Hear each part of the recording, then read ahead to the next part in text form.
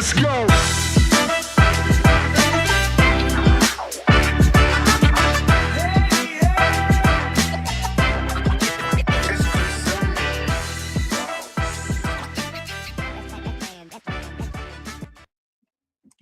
Happy Wednesday. Welcome to MLB Prop Picks powered by the Bat on Covers. I'm Josh Ingles. He's Derek Carty.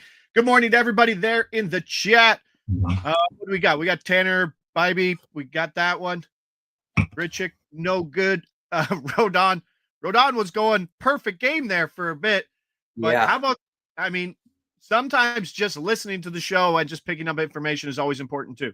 What'd you say about home runs in that Yankees game? Well, we said home runs in that Yankee game were going to go nuts. It was a great environment for it. We just didn't get enough of them off of Rodon, but certainly there are plenty on the other side. If you were using the BatX to bet home runs yesterday, you cleaned up.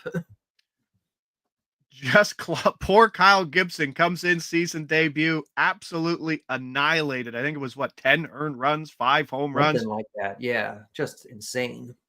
They hung him out there too. Bowden Francis also beat up as well. I believe the Jays are going bullpen today, the Max Scherzer spot, so they don't have anybody listed right now. Should be interesting to see. Lucas Giolito going on the other side. Question in the chat, Darren folks says, why are nearly all the MLB prop projections on covers for the over? Is there really no sense in looking at the unders? I don't know what market you're looking at, but when you first go on the site, the 5-star stuff will probably be the overs on like the RBIs and total bases. Outside of that, if you look at the pitching stats, most of it's on the unders. I would say 85%, 90% is usually on the unders. Yeah, I would say you're going to see more unders than overs across all the markets. There might be some markets where the value is just on the over more, and that's the case with some of the weird ones: RBIs, triples, home runs, because a lot of books don't offer unders, so you're just going to see any values on the overs. But if you're looking across the markets, you should see plenty of unders.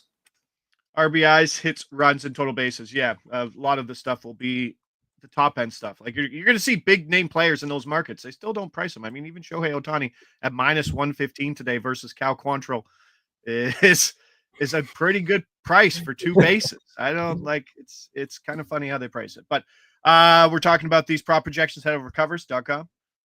Go to MLB, go to prop projections. Everything's there. He says, look at there. Look at, he's got all those overs there. Because a lot of them are those RBIs that are just because the difference between the projection and the implied is so small, but like it's significant, right? Like, yeah. And that's why you're seeing that. But sort by price, sort by market, read the analysis from the bat.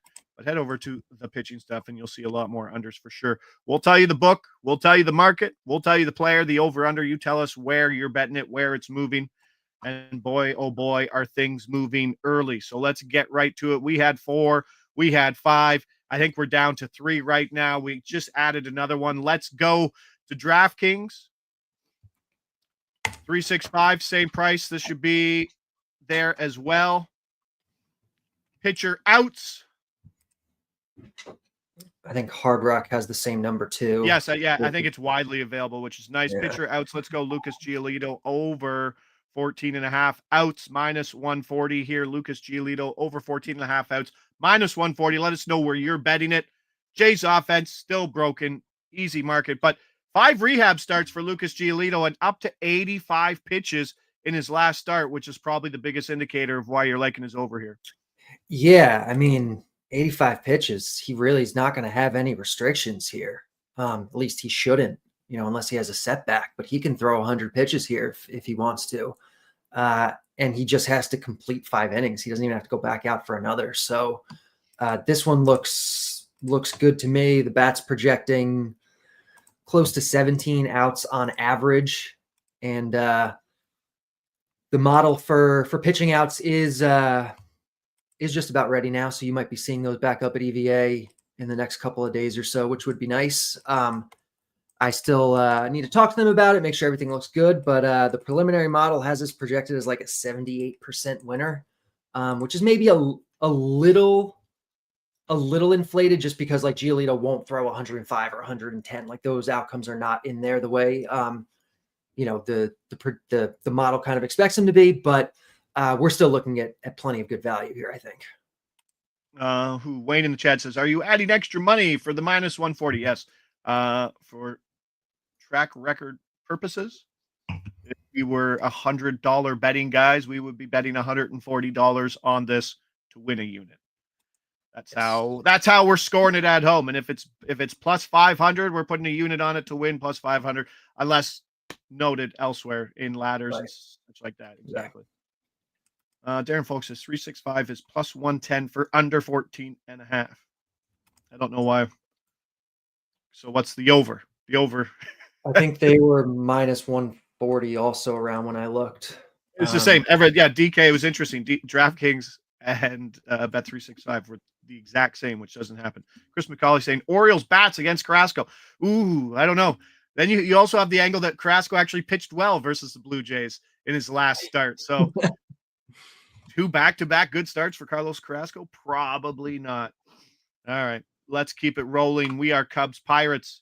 We're back on the outs train, 365. We just added it, so I don't know, Derek, if you have a secondary book there. Yes, let me take a look. Thank you. Pinnacle actually has the best price if you're doing offshore books, but it looks like next best is Flift 115, FanDuel 112, ESPN 110. Okay. Pitcher outs, Matthew Boyd. Let's go. Under 16. 16.6. Let's go. We got him. We got producer Mick. Oh, he took it down. We got I can't say anything when I do the banners. He's quick. He's so quick at that. Matthew Boyd, under 16.5 outs, plus 120 here. What's the move here on Boyd? Because we threw it in. I didn't get a chance to look at the matchup. It is a big price for that no man's land number. No, for the 16.5. Usually you see it like 120 on a side, maybe 125, but you don't see 120 on the 16.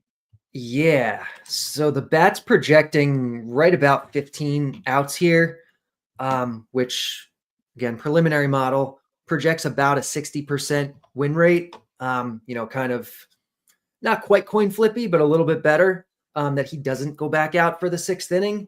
And we're getting plus 120 on it. So I will take this.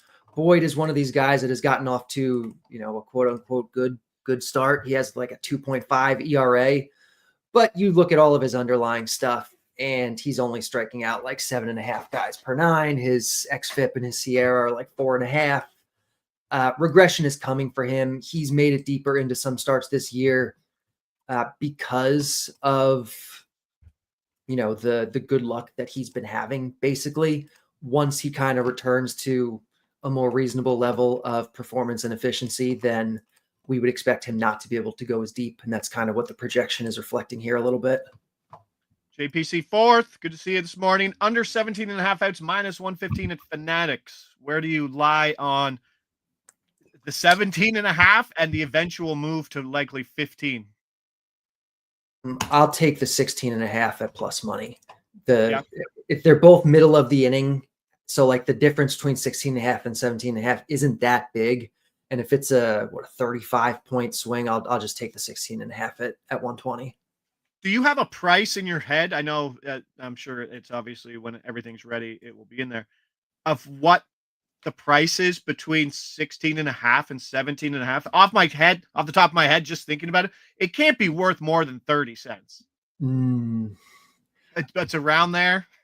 Yeah, the books will move it that much, right? Like it will go minus 130 and then go, but I don't think that's the proper pricing of it. No, I don't think so either. I haven't done outs as much, obviously, in a little while since we took them down and stopped. But so I don't have a great sense of those break points yet. But I would think it's got to be more than that.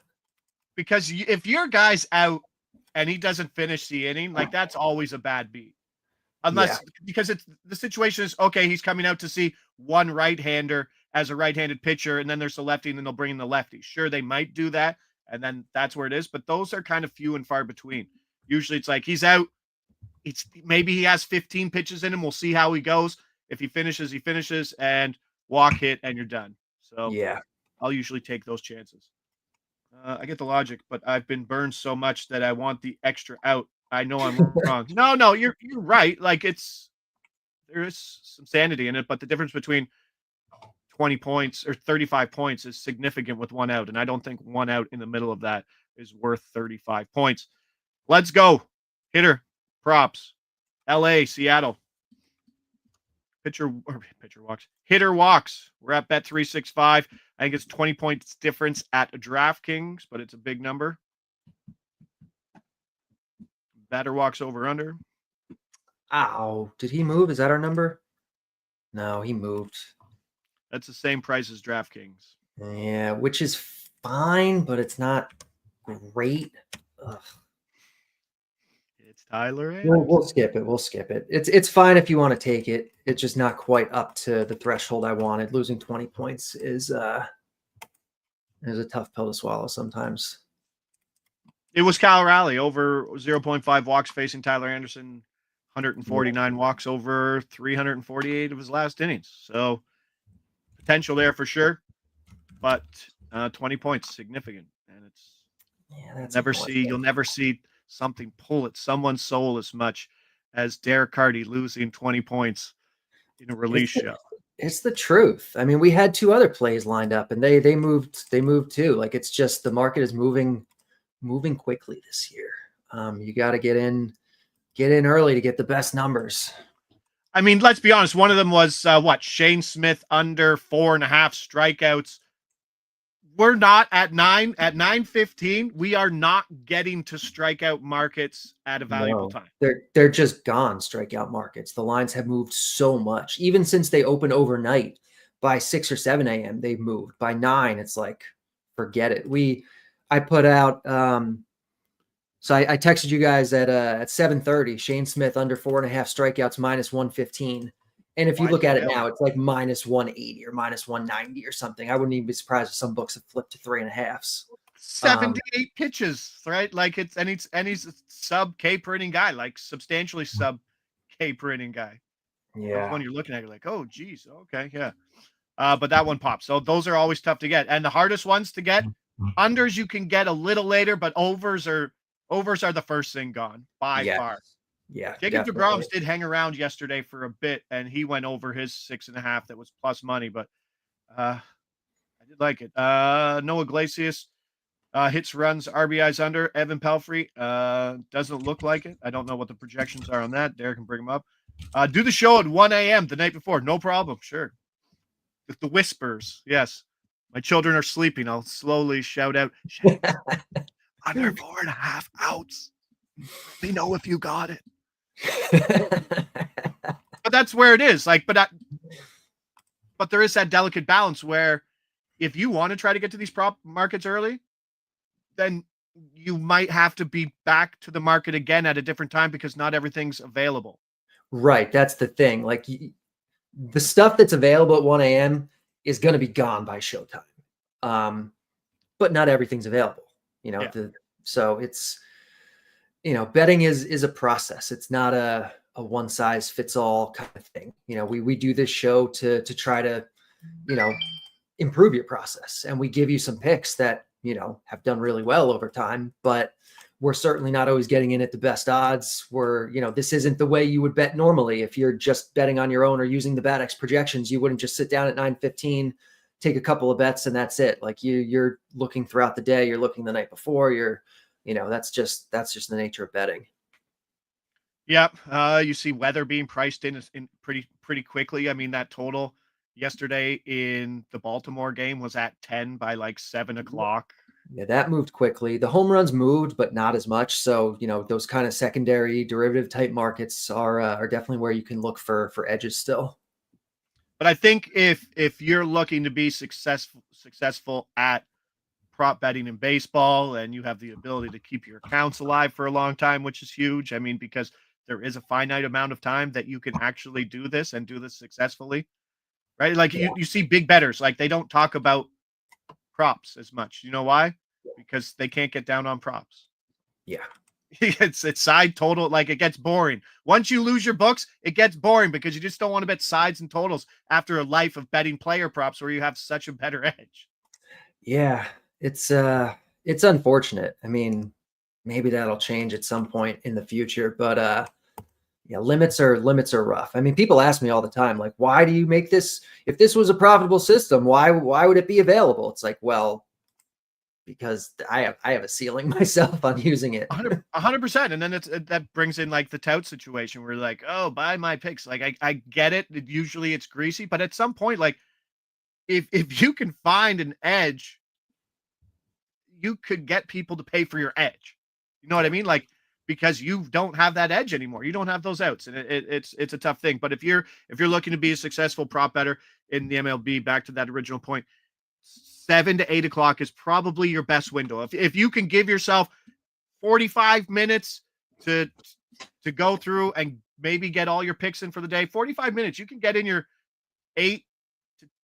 6 to 10 picks on the day, trusting the projections, and then make sure you do your due diligence as well as a bettor to check out those numbers. If you bet on things you're comfortable with, okay, the bat's showing me this. Well, I always make sure that I go in and check where it is. And 98% of the time, I'm like, yep, totally aligned with it. And sometimes I'm not, because you don't want to be, as a bettor, be like, I knew I shouldn't have bet Derek's number. Now I hate Derek. But because that's how it works.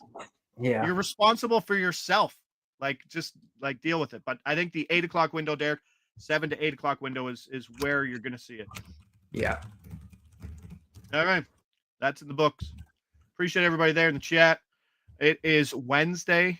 We got some afternoon action. We have a double header. We got Miles Michaelis versus Brady Singer in the double header. I have both of those guys over outs today.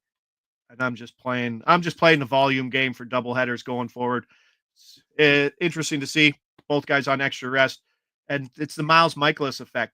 He's awful, but guys swing so early in the count that he could be at 8 pitches after 3 outs. So hopefully that's it. Or he could be giving up 8 runs.